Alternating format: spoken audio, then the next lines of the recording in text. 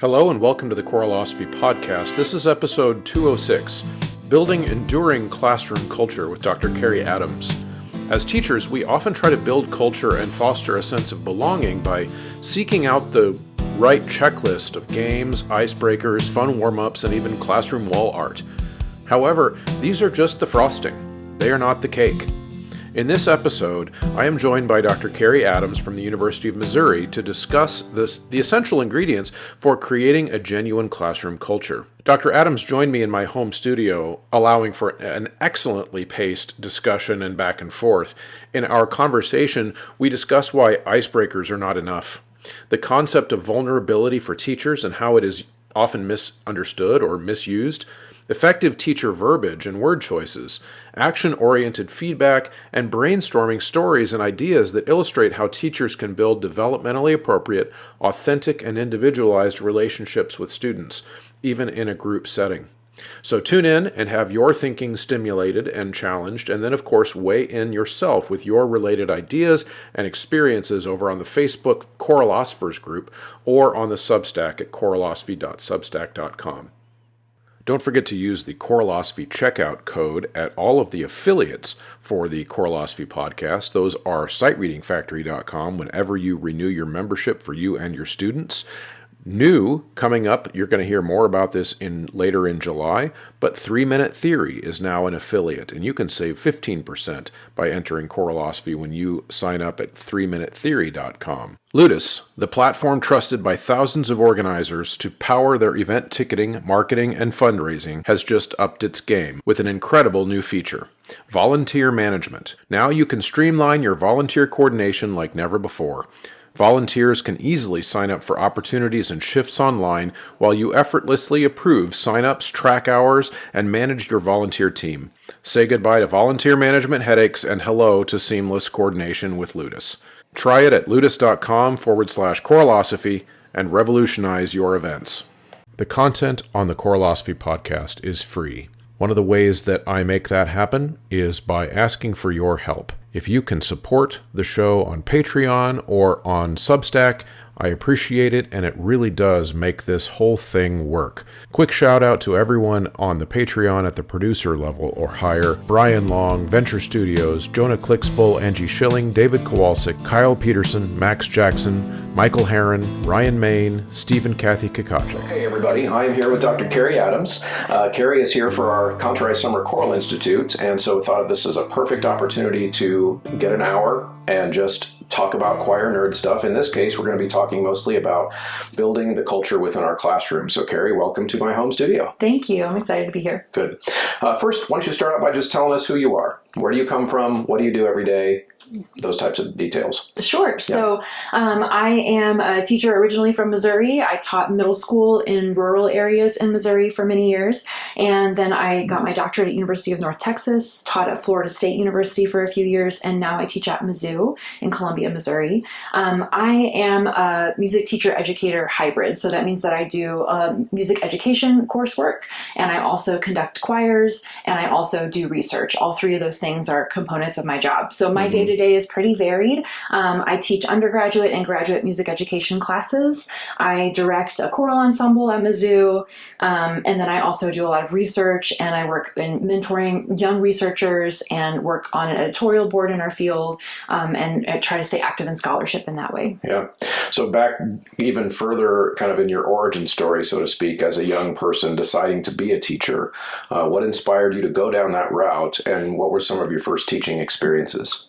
Sure. So I have always known that I wanted to teach from a very, very young age. And as I went through school, what I wanted to teach changed. And I actually went to my undergrad thinking that I was going to teach history and I was going to do a music minor. And as part of that, I sang with a choir for the first time my freshman year of college and fell in love with choral singing. And so decided that that's what I wanted to teach. So that kind of is the path that I took into choral music.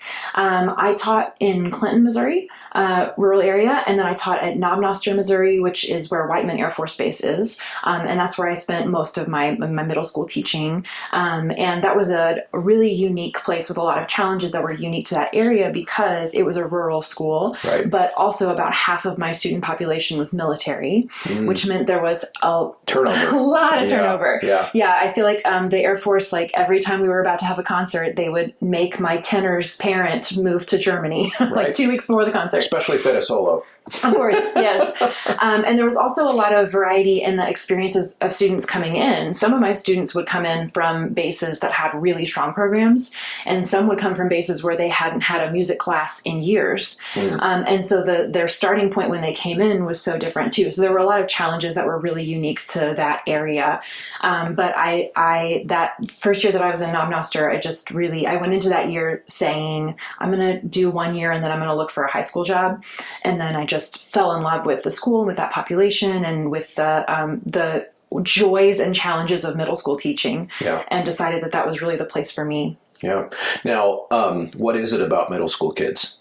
What's the magic? Middle school kids are on that precipice of childhood and adulthood. And when you can find the balance of giving them the autonomy that they so want, and also still allowing them to hang on to the playfulness of childhood, it's just such a magical time to work with students. And it's so interesting because you can tell that like they are so struggling to figure out who they are and how they fit in and how they navigate the world, and being able to be a constant for them as they navigate that is really rewarding. It is an amazing age where if their teacher can help them, whatever their mentor in the building or wherever they go to school can help them understand as they grow up that it's okay to like pull in some of those new adult expectations of decorum and respect and knowing how to turn off the crazy occasionally without losing the crazy. Exactly. Like it's okay to do both. And some of us who have been teaching for a long time, like I always say that to my high school kids that I feel like in a lot of really great ways I never grew up because I never left high school. I went and started teaching high school when I was 22 years old, and I've been doing it ever since. And so there's I know all the slang. I know all the slang from 10 years ago too, and from 15 years ago. And like, that's just a unique perspective on when you're working with kids that age. So recently at Missouri Music Educators, I saw you give a presentation on culture building within the classroom. And like I mentioned, a high school teacher, you coming from that middle school perspective, I felt like the presentation you gave though was applicable across all age levels, including adults. Yes. There were a lot of things in the presentation that were really, I would say, universal in creating those group culture ideas. So first, the thing I want to talk about with that is, why did you give that presentation? Why is that a passion point for you enough to create this really awesome slides with amazing graphics, by the way, and give that presentation? Why that topic? I really think that the culture in the class and the ensemble is so foundational to everything else that we do. For a lot of our students, that's the determining factor in whether they're going to continue to be involved in our classrooms, whether they're going to go out and invite their friends to sign up to be involved in choral music. That is just so integral to all learning that takes place in the classroom. So it just really, I think, is a foundational concept. And I think that it's one that I see and hear from a lot of teachers that people are struggling with right now, especially in the post-COVID world, and the ways that students have changed in that time. As students are, some of them are really struggling with, how do I have interactions with other people? How do I not be staring at my device? Like just getting them up out of that self-absorption that they're so used to is really a challenge. And like you said, everything that I do, maybe because my background is education first, is based just in psychological concepts that are really universal. I think we spend a lot of time talking about, well, elementary is this, middle is this, high school is this, collegiate is this. They're all people. And so those concepts really are the same. So these are the concepts that I used in my middle school classroom, and they're the same concepts that I use in my collegiate classroom, and they're the same concepts I use when I go out and do honor choirs and I just have those few days or a week with a group. So I think they really do work regardless of what age group you're working with. Yeah. And I think that's I agree with that kind of, I guess, cultural criticism of sometimes how we talk in music education about those segmented concepts. And that's something I've experienced a lot with this show and with the professional development stuff that gets presented here. I'll get people to write in and say, well, that's great, but do you have anything for middle school kids? Or do you have anything for elementary school? I'm like, yeah, the things that I'm talking about in high school, even if you just take a concept like music literacy, are the notes and rhythms that the high school kids do more complicated? Probably. But the concepts of how you teach it are essentially the same. And so maybe take what I'm talking about in a high school context and reduce the difficulty level, and you've got the same concepts for middle school. Elementary school kids can do those things too. And so, yeah, I think you're exactly right, and this is a great way to kind of introduce that concept as well. So one of the slides you have, it says, everything we do or say contributes to classroom culture, whether we intend it to or not. Talk a little bit about that. Why is that the banner of your presentation? I think that's kind of my starting point, because a lot of times when we talk about culture building, people immediately will go to activities or like one-off things that we do, icebreakers, like community building things. And those are fine. There's nothing wrong with those. But I think it's important that we remember that what is actually going to create our classroom culture is the way that we interact with our students, the way that we build instruction, the repertoire that we choose, like all those things that we're doing day in and day out are what really creates the culture. So if I say I want a positive culture, and so I do this like one quick community building activity, but then we get into the meat of class and it's not an inviting and welcoming and open and safe place to be, it doesn't matter that I did this one thing over here. The students are going to grab onto the way they feel during the majority of the time that they're together. Yeah, for sure. In fact, it was that little subtitle. I think you had icebreakers not included, and that part made it into the convention book. And I'll just be, being transparent here. It was actually the subtitle that was the reason that I showed up so excited and sat in the front row to hear your presentation, because that's one of my pet peeves too.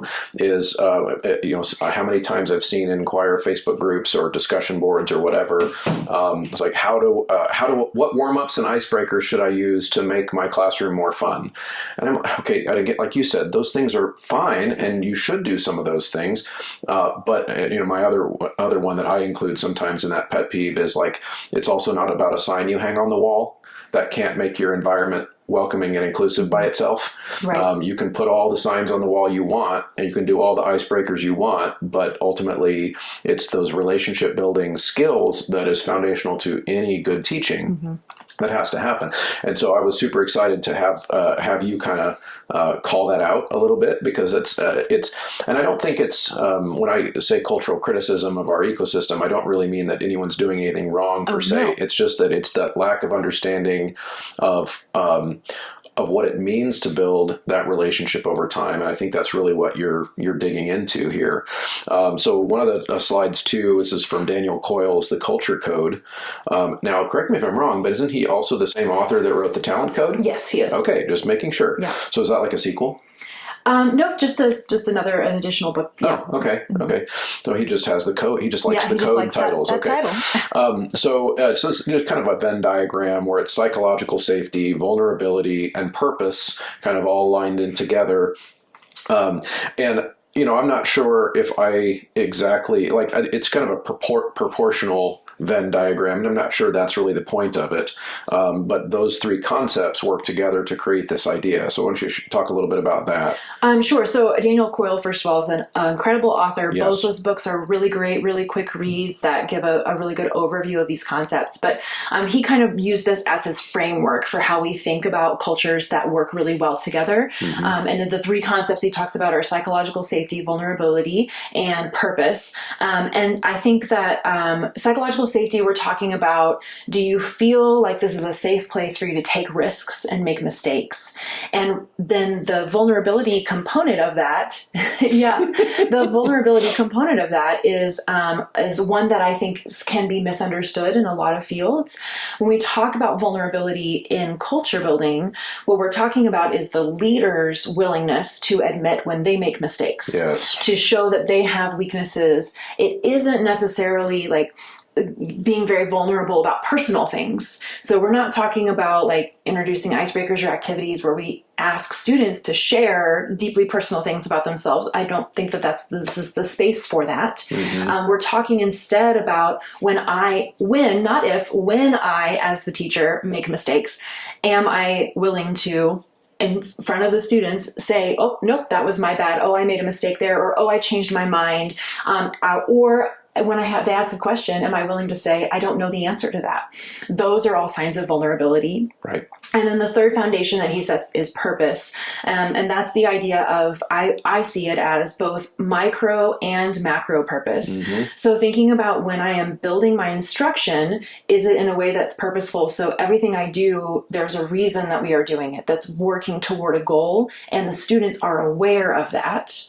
And I think it's also the macro purpose of our students understanding that the work they do in the classroom has impact beyond the walls of the classroom. Yeah. So thinking about why are we singing this piece? Why am I doing this warm up? And also, why do we as humans sit in groups and sing together collectively? Like, why do we do this thing? Mm-hmm. And so he kind of outlines those three as being pretty foundational to organizational culture. Yeah.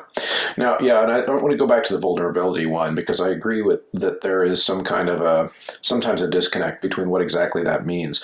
Although I'll say that in a choir context, sometimes a personal story is the vulnerability that is needed. I'm going to throw that out there. So for example, if I find that working with high school kids, if there is a text, for example, that maybe at their level of maturity, they wouldn't just know to jump in and figure out a way to apply it to their life.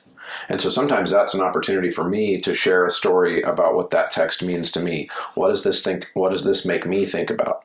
And oftentimes those will be pretty open stories. So for example, just to give you an idea of like where I would, I always tell my kids that at school that I'm not going to talk to you about your girlfriends or boyfriends or whatever, and I'm not going to talk to you about who to vote for, who your parents vote for, or stuff like that. But other than that, we'll pretty much talk about anything. And so a lot of texts in choral music, let's say that's in the genre of like texts from a parent to a child or whatever. I'll share stories about what that means to me. My mother passed away when I was young, so I didn't get a chance to grow up and have my kids have their grandma and all that kind of stuff. And so a text about a parent-child relationship might ring to me in a different way than it might ring to someone else who hasn't had that experience. And so I find that it's really effective and powerful to simply share those feelings that I'm feeling when we sing that song, and then invite them to try to find those moments for themselves. And I explain to them that might be a different moment in the text that makes me, have those goosebumps or whatever it is that we all get addicted to when we're doing choral music. But without that permission to be vulnerable in that personal way, sometimes kids don't know to do it. But I totally agree with you about like, it doesn't mean coming in and just wearing your whole private life on your sleeve all the time. Mm-hmm. Thoughts about that balance? Yeah, absolutely. I think that's for each teacher has to kind of decide where that line is, mm-hmm. and where that boundary is for them. And so like, for example, I share lots and lots of stories about my dog because my dog is my world. Yeah. And I share, every day when they come in, we have a slide on the board that has the repertoire that we're going to do that day. And it has a Rudy picture on it for them. So like, that's a part of my life that I'm willing to share with them, and that I encourage them if they want to, they can share that with me too. But I think that we just have to be careful that we're making sure that we are also setting up a boundary that we are not mental health professionals. Yes. We are not counselors. And so sometimes when there's too much of that, that line can be blurred and things can begin to get a little bit messy. So I think that's just something to that everyone has to kind of decide where that line is for them. Yep. And that has happened to me in my teaching career. I have had issues where I struggled to find that balance. One of them that comes to mind is the year that we got kind of back to school normally after the pandemic. We had kind of a string of suicides in our building. That was, I could kind of see it coming, but it happened. And we had one school year, we had 3 kids from our choir program that passed away all in the same school year. And I was the emotional support animal for a large number of kids in the building that year. And in that moment, I was happy to do it because they needed it. Mm-hmm. But for the first time, next year's 22 years teaching for me. One time in my entire 22 years have I taken a mental health day. Mm-hmm. And it was because of that. Mm-hmm. It was getting to the point where kids needed that mental health professional. From the moment I was walking in the building, they were finding me and walking with me to my office and then following me out after school every day to talk about their feelings because they knew I was a safe person to talk about it with. And it was such a conflict inside because I'm like, these kids need me because I'm the only one in the building that they can talk to about this. But I'm not sleeping.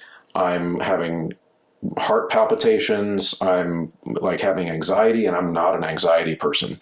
But it was terrible. And I actually had to take a day off just because of that. Mm-hmm. And so it can be a balance that's very difficult to find. Sure.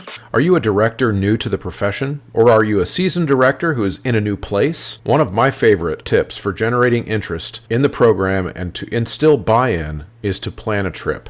There are so many options. You can go to Orlando, you can go to Ireland, or you can perform in a parade or a theme park. You can even take the stage at Carnegie Hall in New York. Wherever you end up, not only will your current crew look forward to the trip, but younger students will count the days until it's their turn to go. If you have no idea where to start, connect with Kaleidoscope Adventures at mykatrip.com. And when we talk about the word itself, vulnerability, that can have many meanings. Mm-hmm. And if you want to go down the Brene Brown route and all of the research and work that she has done on that, it can have those meanings. But specifically, when we're talking about it in organizational psychology, it refers in this context just to being willing to show and admit weaknesses. Yeah. So. Yeah. And I think that's important too. I mean, when you're in a rehearsal, there is sometimes a pressure that we put on ourselves as conductors that maybe we would probably be surprised that the singers are not really putting that on us. Mm-hmm. In other words,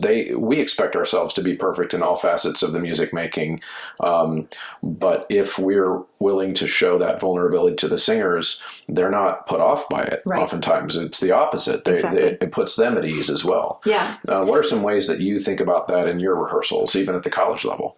Sure. So I wanted to add on to that though, that is something that I've had many teachers who've seen my presentation or students when we talk about this, their concern is, well, if I admit that I'm not perfect, then they're going to respect me less. But our students already know that we're not perfect. Mm-hmm. They often already know when we have made a mistake. Yep. So it actually diminishes us in their eyes if we refuse to admit that. When we admit it, they have more respect for us. Yep. Because they already know that that's happening.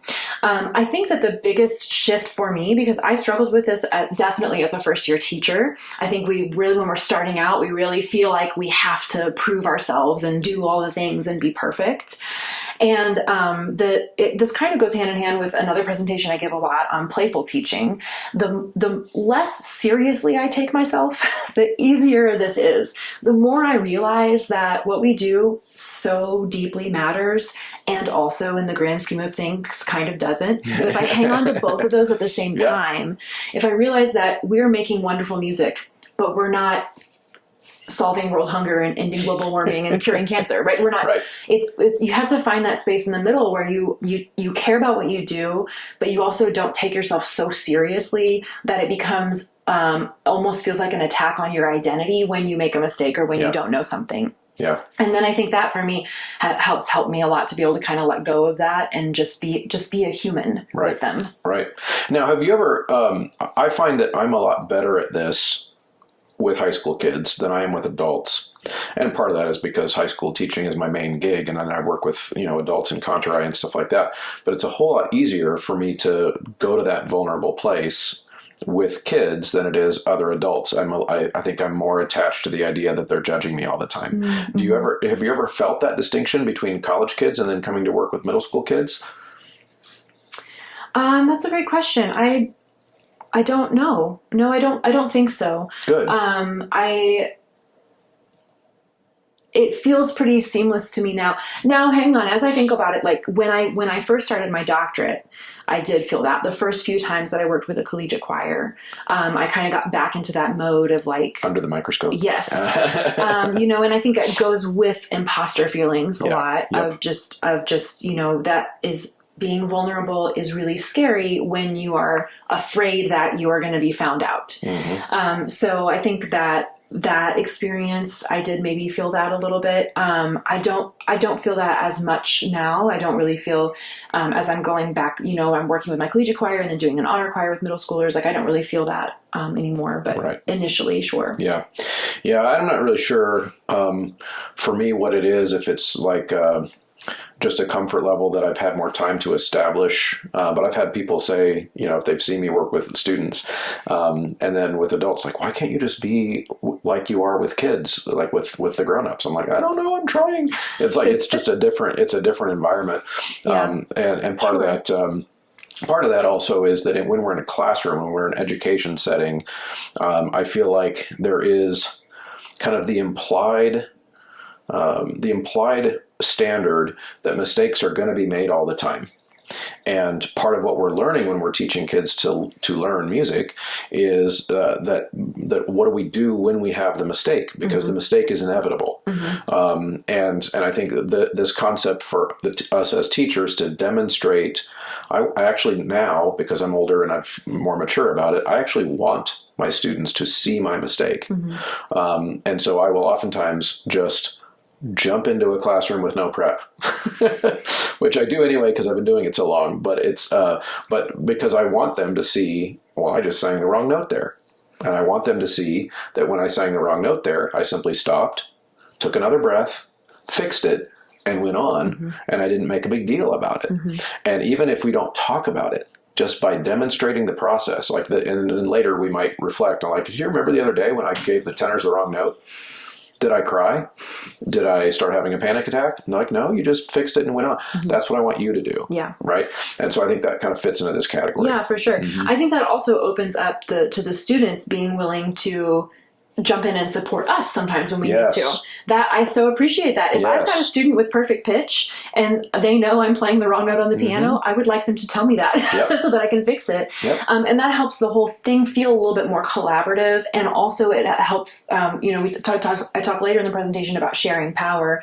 It helps our students understand that their voice matters in the classroom and that their unique abilities that they bring with them contribute to what we do. Yeah. So, and it's always better if I've got 100 sets of ears in the room. I don't want my ears to be the only ones that are doing the work. Absolutely. I want everybody involved in that process. Yeah. Just last year, just in December, we had a Contour project with our choral scholars group, and probably in that group of 35, I would say there's 5 or 6 people with perfect pitch. Mm-hmm. And we were rehearsing a piece, and I always play pitch on my iPad, so I'm in 4-score and I play a pitch. And if anyone uses 4-score, it's got that little spinning wheel of pitch, right? Uh-huh. And I played the wrong pitch. And in my head, there were tons of other details that are going on that I just didn't notice. I play the wrong pitch, and we start rehearsing, and I give a cue, and everybody starts singing, and there's confusing looks on their face or whatever, but they just keep singing. And I think we rehearsed like 7 or 8 minutes in the wrong key. And then finally, I figured it out. Mm-hmm. And so in rehearsal, I just said, guys, if you knew that I played the wrong note, no one said anything. Yeah. Please help. Yeah. Like, if you know that I just played the wrong note, somebody go like this and like say, stop us. It's okay.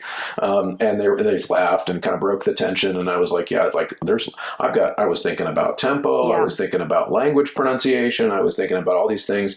And if you notice that one thing that I did, tell me. It's okay. I'm a big kid. I can handle it. Yeah, absolutely. Yeah. Okay. So let's shift into a couple other topics that you bring up here.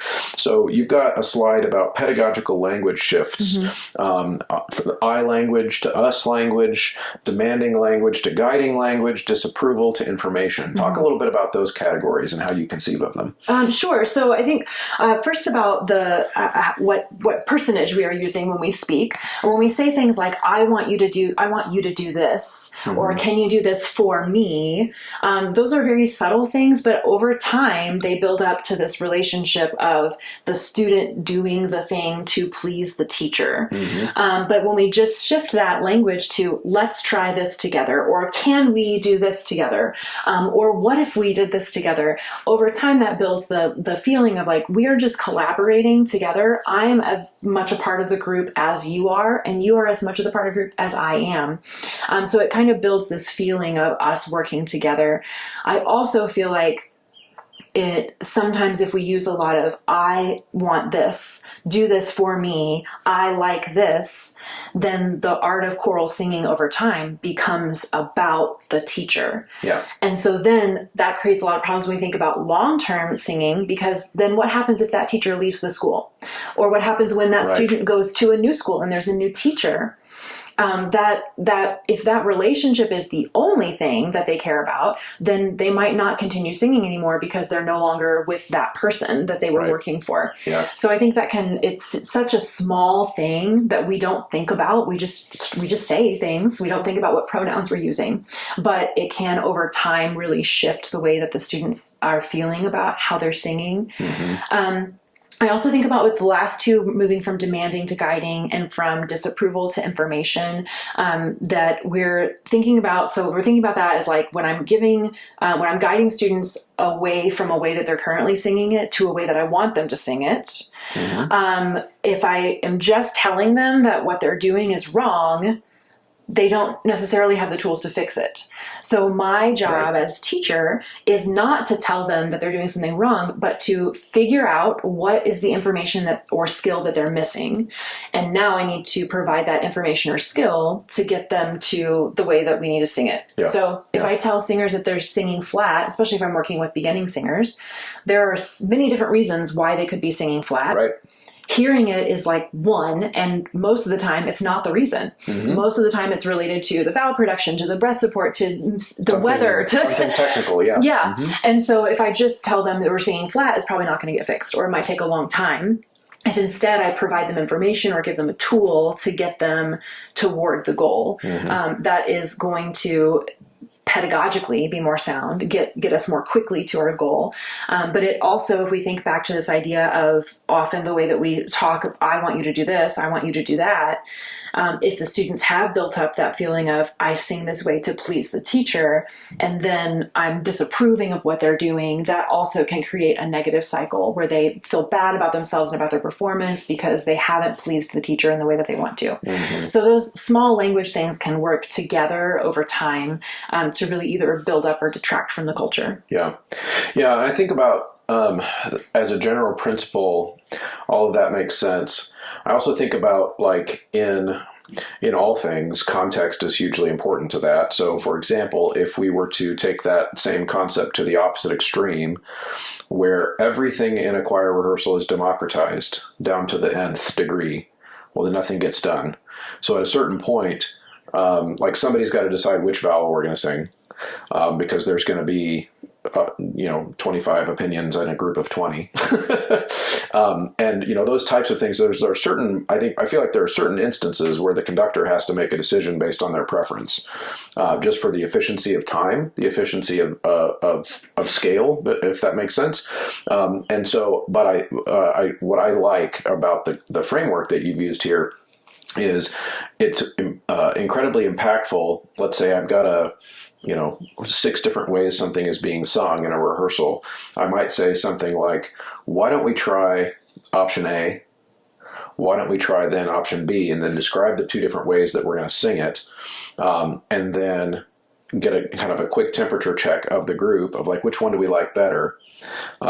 In almost all cases, once we've actually tried the 2 different ways, then the best way is going to win, and then we can say, like, I think we've arrived at that. But I can also think of tons of times when, as a conductor, I've had to, like, just settle an argument. Especially with more advanced singers where the opinions get a lot more, and I would even say that happens in high school, where if I let it all be democratic, then they would never agree on how we're going to sing it, and then I have to make a decision. Thoughts about that balance? Sure. So I think democratic practices are a little bit separate from what I intended here. Oh, okay. But I think that if we think about what is our goal, what is our purpose, if we're laying a foundation, later in the presentation I talked about cognitive apprenticeship. Like if I'm using that kind of a model to teach them foundational understanding, and then over time slowly hand over pieces of that to them to make decisions, then like you said, we're building their ears, we're building their knowledge, their stylistic understanding. They're going to be able to make those decisions.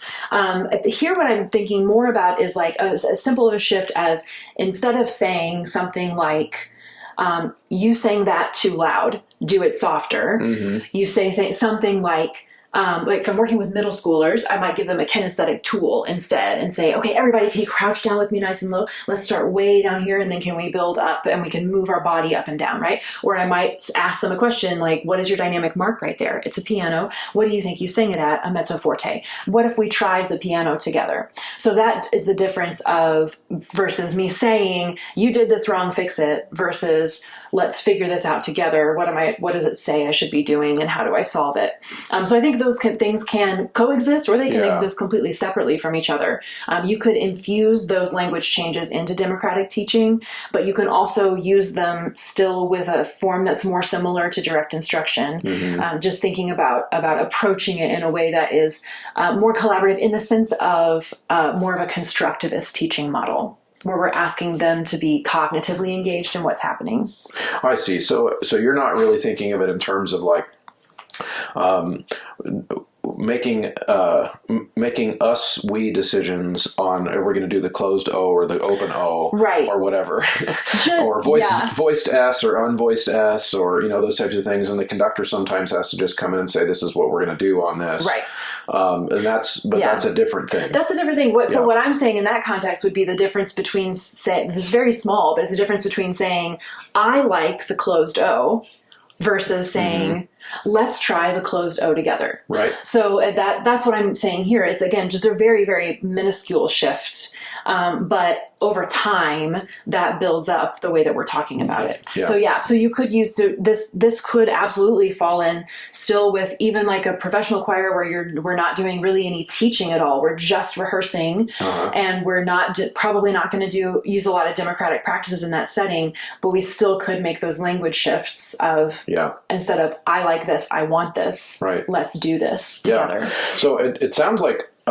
I actually described this concept a little differently. I want to see what you think about it. So I like to, if I think I now understand what you meant by this. So I explain this to my kids as, again, a vulnerable thing where I say, I'm going to try in this class to use positive feedback only and not any negative feedback. And if you catch me, let me know. But then I have to explain to them what I mean by positive and negative. I say, because they'll immediately think, oh, he's only going to ever tell us it's good. And I say, that's not what I mean. I don't mean positive means it was good and it was amazing and you don't need to change anything. And I don't mean negative as it was bad. What I mean is when I say positive feedback, I'm going to ask for us to try a thing. It's like a thing to do in the positive. We're going to try to do this. And I'm going to try to avoid saying things like, don't do that. Don't sing that note. Don't sing it so breathy. Don't sing that dynamic. Like, why are you, that kind of thing.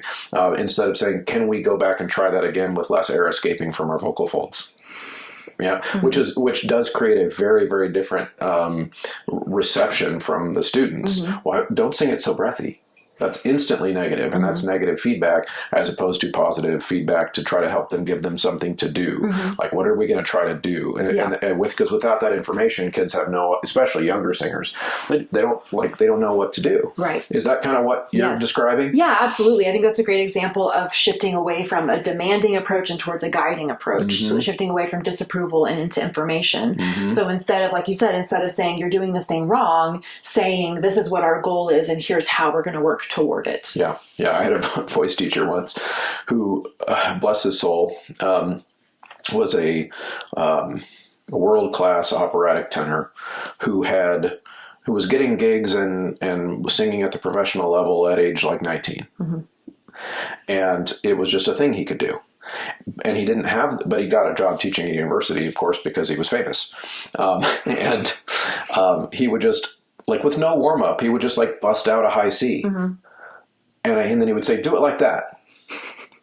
And I was like, if I could do it like that, I wouldn't be here in Kansas City doing voice lessons. I would be in New York, and I would be on, I need you to explain to me how to do it, because I don't know how. That is absolutely a crucial aspect. I am super excited for next school year and having all of my lesson planning related to music theory concepts and instruction be done for me. I am just not going to have to plan entire units for music appreciation and a lot of bell ringer activities for choir class. I'm not going to have to plan those things anymore because I am now a 3-Minute Theory member. You can be a member too. In fact, as always, when you have the promo code Choralosophy in checkout, 15% off your membership at 3minutetheorymusic.com. All right, so to kind of the actions and behaviors of how we model all these things. There are certain cues and certain, you have another Daniel Coyle slide in here where I'm assuming that it's referring to the teacher demonstrating certain energy, individualization, future orientation is what the slide says. Why don't you talk to us about those 3 items and what you mean by them? Sure. So this is the idea of belonging cues is a term in psychology, specifically organizational psychology, that refers to it refers to the way that individuals interact with each other. And so what Coyle found in his research was that leaders in these incredibly positive organizational cultures demonstrated belonging cues in their interactions. And the belonging cues specifically are the energy that they put into those interactions with another person. So that we're showing that we're excited to talk to that person. Individualization means that the conversation we're having is something that I can only have with you. It isn't just small talk. How's the weather? I'm fine. How are you? It's truly individualized to our relationship. And then future orientation means that in that interaction, I'm also saying and doing things that indicate that the relationship will continue into the future, that I value the relationship not just for what's happening right now, but for how we're going to continue to interact in the future. So as I talk through that, you might have someone who comes to mind that you think of. Like I think of Christina McMullen. I was so lucky to work with her at UNT. Anyone who has ever interacted with her knows that that is the way that she interacts with you one-on-one. It just, you feel when you're in that moment with that person, you feel like you matter and you're the only person in the room. They're not like looking over their shoulder, looking for someone else to talk to. So that's the feeling that you have in that interaction with that person. So that's what we mean by belonging cues. So we want to think about in our actions when we're working with the group, and also when we're talking one-on-one to individuals, about approaching those conversations in a way that's energetic, that's individualized, and that communicates that relationship is important to us for the future, not just this moment. Right. So how do you what are some examples of how you would individualize communication when you're in a group setting? So in a group setting, we're thinking about that's a little bit different because we're not talking about the one-on-one interactions, right? Pretty much everything that we do in a rehearsal setting is going to feel individualized to that group. So for a group setting, it's a lot more going to be about the energy that we bring and the future orientation that we bring. So like even when I'm working with an honor choir that I'm not going to see again, doing things like telling them how much I value the work that they've done and how much I've enjoyed working with them. Those kinds of things communicate to them that this is even if we don't see each other again in this group, I'm going to carry this memory with me. It's going to be important to me in the future. So that's a way that I can build in future orientation, even in a group that's in that setting in time where maybe I'm not going to see them again in the future. Right. Yeah, that makes sense. One of the things that I love about teaching teenagers in general is that they are kind of at that stage where they're just learning how to do the things you just described for the first time oftentimes, where, I kind of described that, as kids get older, and part of what maturing even means is like recognizing that there's other people in the room. Like when you're a toddler, for example, that's kind of how I explain it. Like when you're a toddler, if there's a toy there, it's your toy. It is your toy, and you're going to grab it from whoever's got it, and you might even bop them on the head. And like we then learn as we grow older that our actions have very personal reactions that are unique to each person in the room. And so part of growing and maturing is discovering that everything that I say, everything that you say affects the classroom culture. And so one of the things that I've struggled with, I guess, as just a way to wrap my head around this, and I want to know what you think too, is that we as the teachers can't unilaterally belong people. Like I can't belong you when you walk in. I can't. It's a mutual thing. It has to be taught as a thing that I might initiate as the adult. I might set up the culture, like we're talking about, where these things can thrive, but I can't do it in a vacuum. Like we have to do it together. You'll have to reciprocate, and then we model that interaction. And so thoughts about that and how teachers might even put sometimes all the pressure on themselves to do this. How do you think of that? Yeah, absolutely. And I think this ties to another question I get a lot, which is, what about the students who never reciprocate that, who I can't ever reach? And then we beat ourselves up. Exactly. Yep. And I think, the last slide I have on here when we leave is to encourage people to not let 1% of the students take 99% of their time and attention and joy. It's so easy for us to do, to latch on to that one kid that I can't reach. And I think we just have to remember that our job is to do everything that we can, and then to let go. Right. I think that when I'm at every ensemble I've ever worked with, every class I've ever had, there's been at least one student like that who, it doesn't seem like they're reciprocating in any way. And I see my job as just to be consistent. I'm going to be consistent for them. I'm going to interact with them positively using these belonging cues every time. Even if they never respond to me, I'm going to be the same person. And eventually, one day, they might decide to reciprocate that. But like you said, that's not up to me. I don't get to choose that. All I can do is be there consistently and make sure that person knows I care about you and I'm here for you. And this is a safe place. We want you to be part of this group. And whenever you're ready, you can do that. I think it's also important for us to remember that not all of our students are going to look and sound the same when they are experiencing belonging.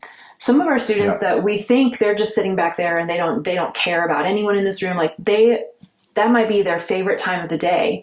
Maybe that is the way they experience belonging, is that they just want to be in that space with people and not necessarily interact with them. Yeah. That's okay. That's okay too. And, so I think we could have a whole long conversation off of that, just about the way that we talk about participation and what that looks like, right? But when we think about it in this context, some of our students are extremely introverted. That's okay. I'm a very introverted person. Like I've learned to kind of shift that when I'm in that teacher role. But if I was a student in the classroom, that's probably what I would want to do. I would just want to sit there and be in that space and not really interact and talk with people. That doesn't mean that I am disconnected, that I don't feel belonging, that I don't like you, that I don't like the people around me. That's just kind of the way that I usually interact. So I think those things are important to remember, that not every student is going to be a super excited extrovert doing all the things. And also that our job is just to be consistent, show up for our students, and then create that space so they can interact with us in the way that feels comfortable to them whenever they're ready. Right. Yeah. So in fact, that's actually, I'm really glad you went there, because that last slide in your presentation said, don't let 1% of students steal 99% of your time, attention, and joy. Do what you can and then let go. I did an episode a couple years ago and I called it the Belonging Buffet. And it was basically describing this concept that we're talking about right now. I got in a lot of trouble for it because I tried to, that's the grenade I fall on for the profession. But trying to describe the idea that not everybody comes to a choral rehearsal with the same needs emotionally. Sometimes kids really just come for the notes and rhythms. They don't need you to be their emotional support animal. They don't need to have choir be their thing. They don't need to have you be their person. And I think for music educators, that's an ego hit to think about that, because probably for us, the ones that became music teachers, our music class was our place. And so then we put that pressure on ourselves that if not every single kid comes to my class needing that from me, then I'm doing something wrong. Right. And so I was trying to encourage people to just consider that, say in a group of 40, As an example, you might have 2 or 3 kids who come to you with no belonging needs at all because they get all those needs met other places. Maybe it's their church youth group. Maybe it's their horseback riding lessons on Tuesday nights. Maybe it's the softball team. And that when they come to choir, it's just like a thing they're trying out. And that's okay. Yeah. We don't need everyone to need the same stuff. Right. Thoughts about that? Yeah, I would agree with that. Every kid needs someone, but we don't have to be everyone's someone. Right. And this is something that I've noticed in my life is interesting as I've shifted from the instrumental world to the choral world. Like I said earlier, first time I ever sang in a choir was my freshman year of college. So I was in band and orchestra all through middle school and high school. I never took a choral class, and I loved band and orchestra. And I probably couldn't name most of the people who were in the group with me. I got my instrument, I sat down and I started practicing until class began. And then we worked on notes and rhythms and musicality, and then we packed up and left. And that's what ensemble music making was for me. And you know what? It was still an incredibly rewarding experience that I loved, that I continued doing through the rest of my life. So I think, but I see a lot more of that in the choral world of, I don't know if it's because we have text, because we just tend to be people who are, very emotionally invested in what we do. And I think we have to remember that not all of our students are going to be like that. Right. And that's okay. And I think that's also important that we remember, because those of us who went into music education, most of us, for as long as we've been involved in music, it was the most important thing. And there are many students in our ensembles who this is very far down their list of important things. Yeah. And that does not mean anything negative about us or about choral music or about them. That's okay. This is still an important part of their life that gives them a well-rounded experience without it being number one on their priority list. Right. So I think that sometimes, that theory of mind of like understanding how other students are relating to the subject so differently than us can be challenging. And again, we just have to remember that we just have to go back to that, what we talked about earlier, of not taking ourselves so seriously, of just providing that space and allowing students to interact with it in a way that fits them and their needs. Right. Yeah, it reminds me of like a lot of these things when I communicate about them or when I have a conversation about them. A lot of the things that I feel like I learned in this area are learned the hard way. Like I learned it from not understanding that balance, getting bitten by it, and then reflecting later. So funny story about that was I had I think in a stage in my career 10, 12 years ago, where I needed the kids to need me more. And I was putting a lot of pressure on creating those relationships, which is good, but not understanding the balance of and understanding that not every kid's going to respond in the same way.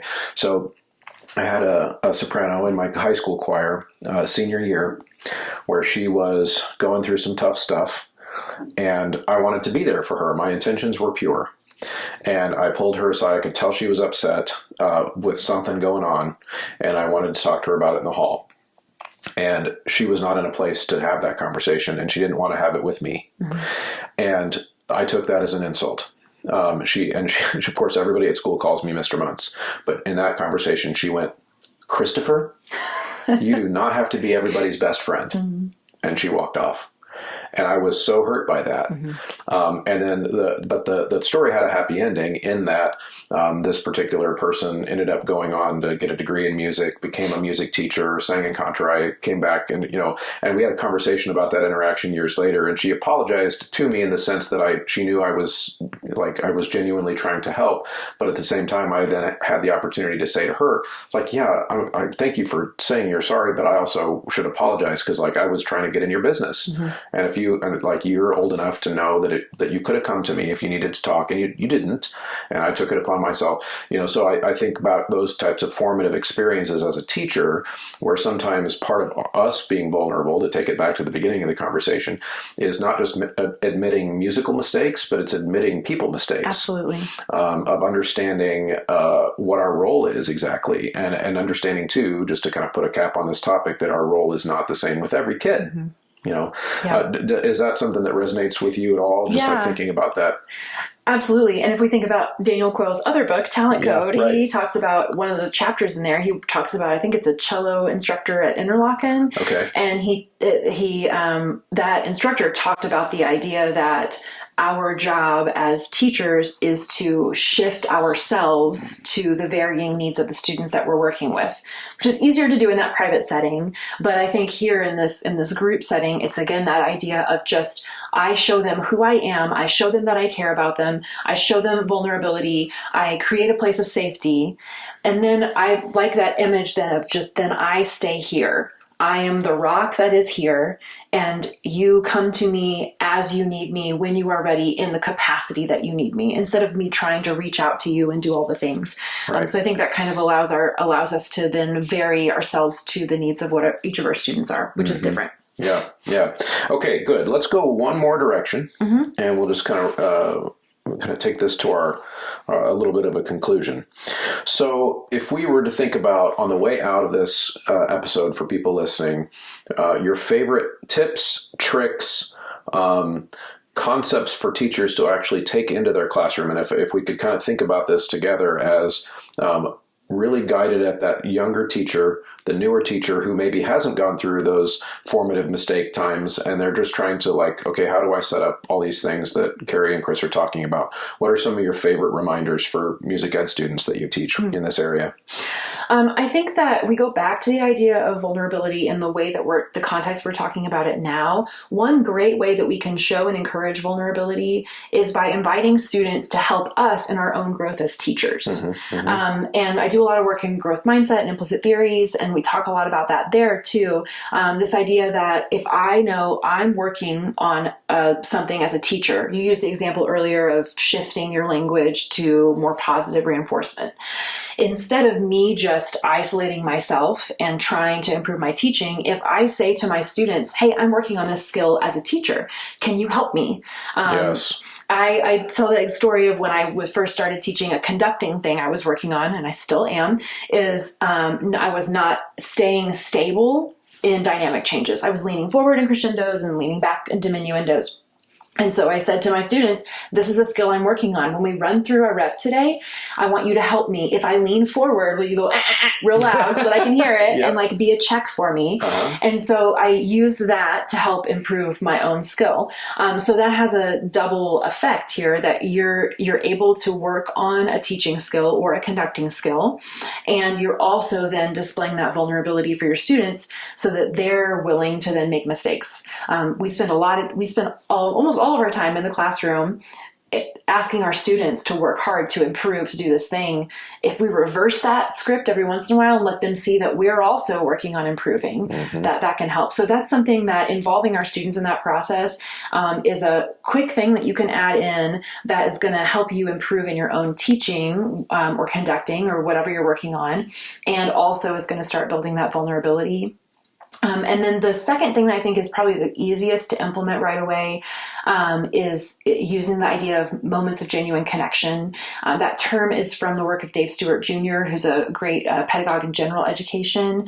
And so your listeners can look up that if they want to know more about that. But it's this idea of finding moments to have individualized conversations with students. They don't have to be long. They can be 30 seconds to a minute long. And the key to MGCs is that you track them on a roster. And the reason that you do that is to make sure that you're getting to every student in the class. So if you have that student who kind of flies in and sits in the back and then leaves as soon as the class is over, they're not going to just fly under the radar. You're going to make sure that you have that time with them. And those can happen before class, after class. They can also happen at transition points where you have your students getting out a new piece. You could go back, have a quick conversation. And then I guess the last one, I think I said that was the last one, but the one other that I think is really easy to implement that can really build culture quickly is planning out your transitions in such a way that your students are talking to each other in those transitional moments in a way that is intentional and guided. So sometimes it can be pedagogically oriented. So you might have them review something that you just worked on or look at a piece that we did the other day and see what you can remember. So we're doing something that is building skills, that's working with that retrieval practice, but it's also also creating an environment where they're talking to each other, and it's in a structured way. So your students who maybe struggle with like, turn and talk to your neighbor about whatever, that can be really scary for them. But turn and tell your neighbor what we worked on the last time that we had this piece out. There's a purpose to that conversation. So that can help with, we've talked a lot about the teacher to student conversations, but we need the student to student conversations to happen too. So that's a really quick thing that you can build into any lesson plan that is going to get your students talking to each other in a purposeful way. Yeah, that's awesome. And you're right. It's that student to student is a skill also that oftentimes they don't know how, they don't come equipped with those skills. A good example of that, I would think, is I've seen lots of people say in Facebook groups, don't show concert video to your kids because they'll just tear each other down. It's like, well, not if you teach them how to have that conversation. Yeah. That can be taught how to do that. In fact, that time in my classroom is extremely positive and productive, and it makes us better. But we actually teach them a process from the very first time. Like, here are the things that we talk about, and this is what order we do it in, and this is the types of stuff that's out of bounds. We're going to do compliment sandwiches, all that kind of stuff. And they do get good at it, just like they can get good at anything else. But yeah, these are all really, really good things. So, Kari, thank you so much for spending this time in a busy week that I've already got you doing all kinds of stuff, and you're doing a great job with our camp. So I appreciate this conversation. This was great. Thanks so much for having me. Awesome. Thank you, as always, for sticking around to the end of an episode. If you are still listening, that means you're one of the people who are MVPs of the Choralosophy podcast, the people who stick around to the end. Of course, the ways to help are to use the Choralosophy promo code at sightreadingfactory.com, mymusicfolders.com, 3minutetheory.com, endeavormusicpublishing.com, graphitepublishing.com, and of course you can join the Patreon. Link is in the show notes. You can also subscribe at Substack and chip in a few dollars a month there. All of those things are great ways to help, and of course, like, share, leave comments, be part of the conversation. That's what this is all about. See you guys next time.